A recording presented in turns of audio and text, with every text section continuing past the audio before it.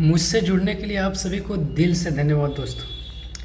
दोस्तों, अक्सर हम लोग देखते हैं कि मैथ में जब टीचर लोग पढ़ाते हैं तो हम लोग टीचर जब पढ़ाते हैं तो उस समय वीडियो देख करके हम लोग को लगता है समझ गए।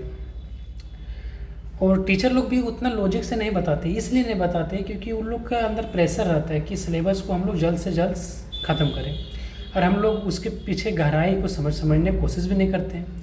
और अक्सर हम लोग फंस जाते हैं कि क्वेश्चन क्या कहना चाहता है, क्या हमसे पूछना चाह रहा है, और इसका आंसर कैसे निकालें। रट रट जैसे पढ़ा देते हैं, उस क्वेश्चन को रट लेते हैं और हम लोग सोचते हैं कि हम लोग समझ गए, पर उसके पीछे का लॉजिक यही भाई चैनल को शुरू किया है क्योंकि इस क्वेश्चन को लॉजिक ही भाई बताएगा। क्योंकि दोस्तों एक बात ध्यान देने वाली है कि टॉपर वो नहीं होते हैं जो शुरू से सब कुछ जानते हो। टॉपर वो होते हैं जो हर दिन कुछ नया सीखने का प्रयास करते हैं, और जो हर दिन कुछ ना कुछ नया सीखते हैं वही एक दिन टॉपर बनते हैं।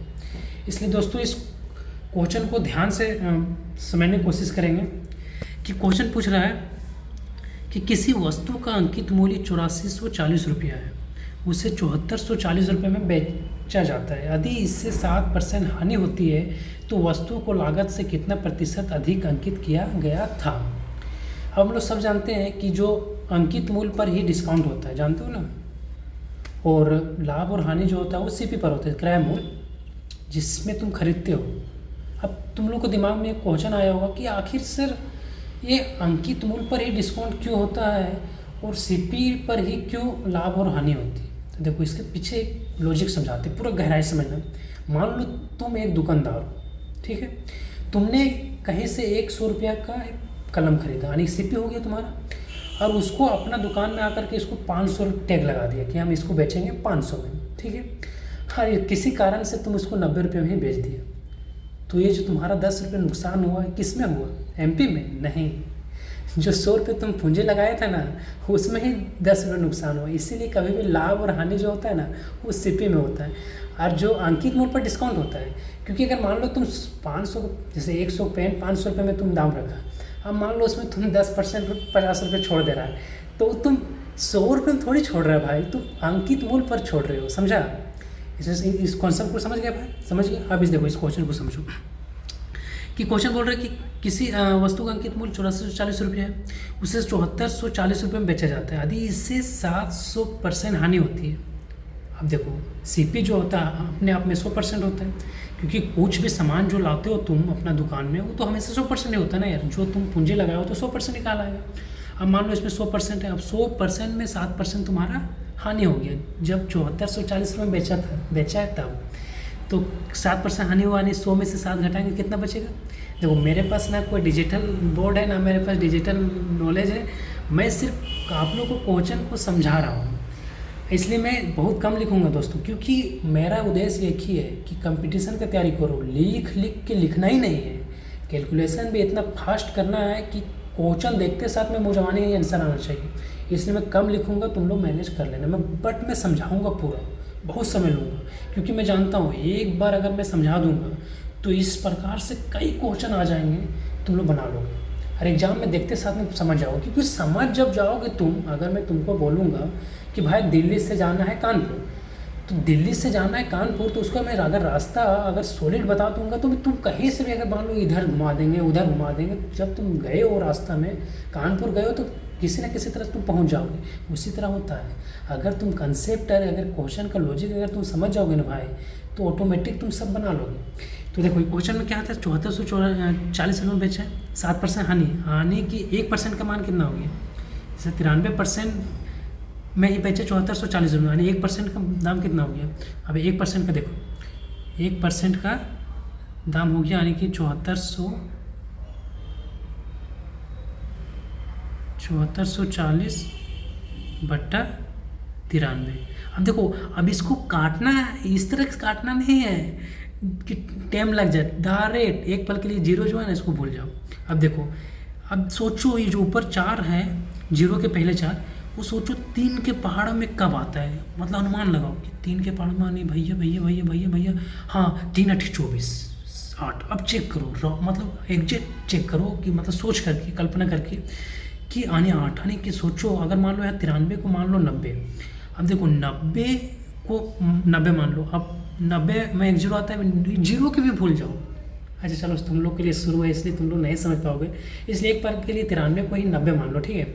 अब देखो 90 अठी 9 अठी 72 यानी एक जीरो यानी 90 अठी 720। अरे यार अरे दिमाग की बत्ती जल गई। यानी 90 अठी 720 और यहाँ पर 93 में हम लोग 3 छोड़े थे, यानी 3 अठी 24। अरे भैया 720 प्लस 24, हाँ सेटिस्फाई हो गया, यानी 93 अठी 744, ठीक है। अब यहाँ एक जीरो छोड़े थे तो इसलिए एक जीरो यहाँ लगा दिए।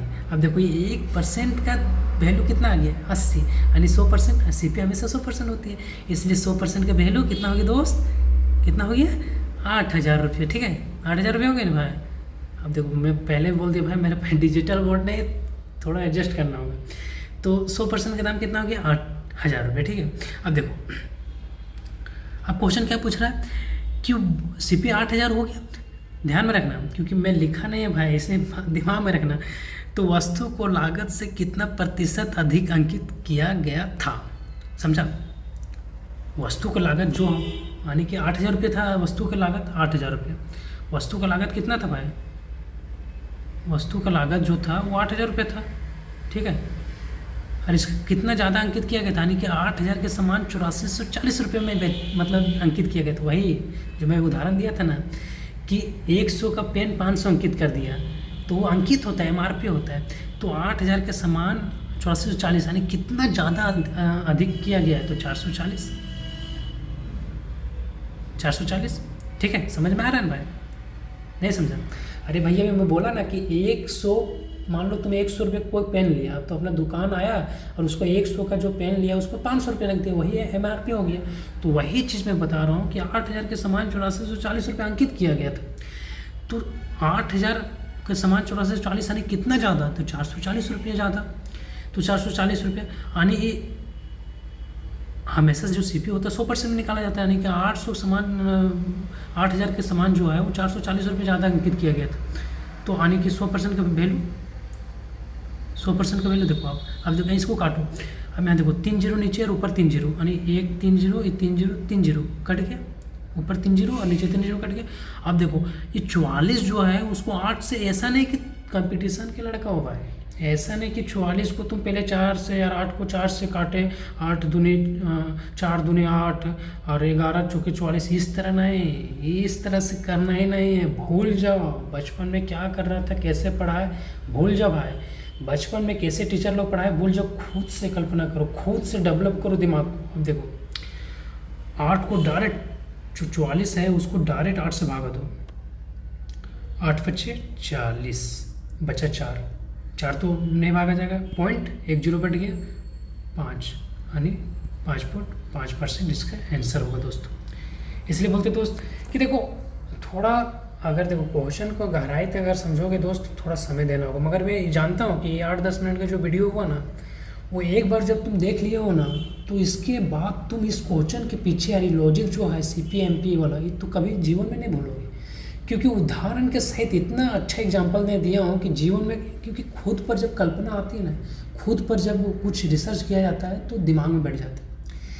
इसलिए दोस्त डेली कुछ ना कुछ नया सीखो, जीवन में बहुत आगे जाओगे दोस्त। क्योंकि भागवत गीता में साफ साफ लिखा हुआ है कि तुम्हारे पास सिर्फ कर्म करने का अधिकार है, फल पाने का अधिकार नहीं है। तुम जिस लेवल का कर्म करोगे उस लेवल का तुमको फल जरूर मिलेगा। अगर तुम CDS का तैयारी कर रहे हो और तुम्हारा तैयारी जो है वो CGL लेवल का ही है, तो तुम्हारा CGL में ही जॉब होगा, ये नहीं कि CDS में होगा। और ये भी मत सोचना कि तुम अगर मेहनत कर रहे हो तो तुमको कुछ नहीं मिलेगा। अरे माना है तुम्हारा जीवन में जो मेहनत तुम कर रहे हो नौकरी नहीं मिलेगा, पर जो तुम मेहनत कर रहे हो ना, एक एक दिन उसका हिसाब भगवान करके तुमको आज न कल न परसों तुमको जरूर उसका फल मिलेगा। इसलिए फल का चिंता मत कर दोस्त, पर दिन हर दिन कुछ नया सीखो और एक ना एक दिन अपना जीवन में सक्सेस हो। यही ये भाई का दुआ है और आशीर्वाद है। आप सभी को दिल से धन्यवाद, इतना देर वीडियो में बने रहें और समझने के लिए दिल से धन्यवाद दोस्तों। जय हिंद।